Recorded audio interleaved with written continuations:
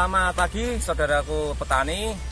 Kali ini saya berada di Blora, di lahannya Mbah Agus, di pinggir jalan raya arah Tepu Blora. Di lahan ini ditanami jagung sebanyak 30 kilo bibit yang pada mulanya itu ini adalah tanaman keras jenis jati karena tanaman lahan perhutani gitu kan.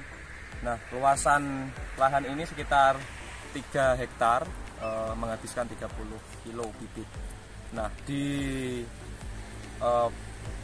pertama kali yang dilakukan adalah olah lahan yang tepat dan pemberian pupuk kandang di setiap lubang tanam minimal 2-3 minggu sebelum tanam.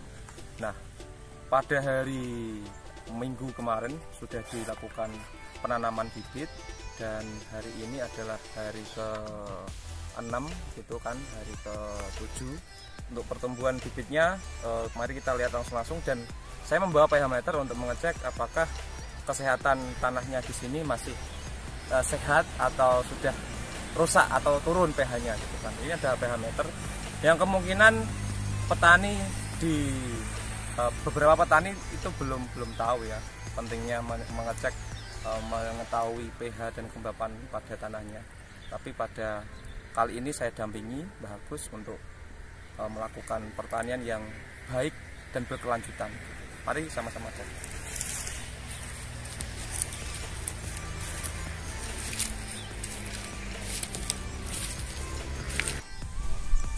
Nah, pH meter ini jenis yang corong. Biasanya di online tuh juga banyak, cuman kita pakai yang ya sedikit lebih baik lah. Nah, pH meter itu bertujuan untuk mengecek derajat keasaman dan kelembapan pada tanah. Jadi kalau pada jagung pH-nya harus netral 6-7 gitu kan. Tetapi sekarang saya sering mengecek di lahan bahwa kesehatan tanah terutama pH itu sangat jelek sekali, terutama di lahan-lahan sawah gitu kan. Nah, pada awalnya kami mendampingi berupa pengolahan lahan yang tepat menggunakan pupuk kompos dan probiotik F1. Nah, ini sudah memasuki umur 7 HST, 6-7 HST kita berikan penyemprotan F1 dan F2 dengan dosis 3-5 tutup per tangki gitu kan.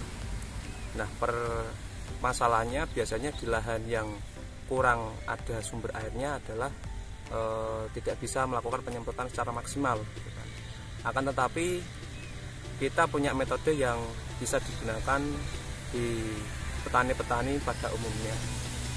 Jika kelembapan tanah yang ada di lahan itu terjaga, pertumbuhan tanaman itu dapat maksimal dan mengurangi dampak kerusakan terhadap iklim, terutama cuaca, panas, hujan. Nah, mari kita sama-sama memberikan update mungkin setiap seminggu sekali kita cek di lahan bagaimana perkembangan tanaman, pertumbuhan tanaman menggunakan metode yang kita ajarkan, yaitu menggunakan pupuk kompos yang baik, yang difermentasi dan juga pemberian probiotik. Nah, pertanyaan kimianya masuk nggak Mas? Nah, pertanyaannya kimia itu kita berikan sedikit saja. Kalau kita mau ke organik sebetulnya bisa teman-teman, cuman sekali lagi karena ini adalah lahan yang dikelola petani ya mungkin cukup luas 3 hektar, kita tidak bisa memastikan tonasenya, hasilnya itu bisa maksimal ketika dilakukan metode organik untuk pertama kali, karena memang kita harus ada namanya itu fase selama 2 tahun gitu kan. Kalau kita menggunakan kimia biasanya kita mengurangi sampai 50% di MT pertama, yang kedua sampai 30%, hanya pakai 30%. Jadi kita mau meningkatkan petani itu dari SDM-nya. Jadi pengetahuan terhadap pengolahan tanah, pengolahan terhadap kesuburan tanahnya harus ditekankan. Karena rata-rata petani adalah bagaimana kesuburan tanamannya, bukan kesuburan tanahnya.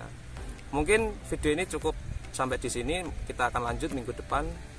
Semoga tanaman jagung dari Mbah Agus ini sukses dan bertumbuh dengan baik.